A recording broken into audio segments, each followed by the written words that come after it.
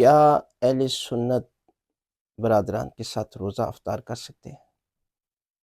تو روزہ افطار سے منع نہیں کیا گیا۔ لوگ سمجھتے ہیں کہ جی افطار سے منع کیا، افطار تو بالکل کرنے سے کوئی منع نہیں ہے، لیکن ہر ایک اپنی اپنی فقہ کو فالو کرتے ہوئے روزہ کھلے گا۔ اگر وہ فقہ کو فالو نہیں کرے گا تو اس کی عبادت ضائع ہو جائے گی۔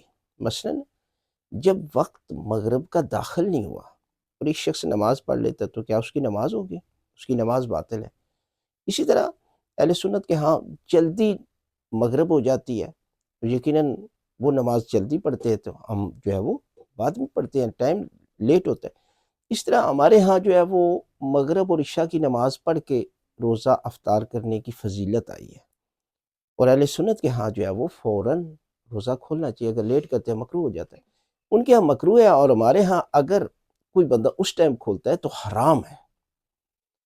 اب اس پر قضا بھی واجب ہے، کفارہ بھی واجب ہے، اور ایک کمرے میں اگر 4 افراد رہ رہے ہیں تو ان کا حق تو بنتا ہے نا شیعہ کا، کہ وہ ان کو کہے کہ جی میرے ساتھ آپ میرے ساتھ مل جائیں۔ مسئلہ تو کوئی نہیں ہے نا، مکروہ ہے نا، وہ تھوڑا سا ان کے ثواب میں کمی ہو جاتی ہے، لیکن ایک فقہ کے مطابق روزہ ہی باطل ہو جاتا ہے۔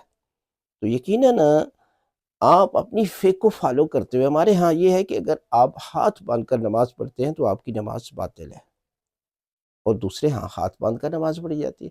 تو اسی طرح حضرت امام جعفر صادق علیہ السلام فرزند رسول ہیں، آپ ان کی فقہ کو فالو کرتے ہیں پورا سال، تو یقیناً آپ کی عبادت وہ قبول ہوگی۔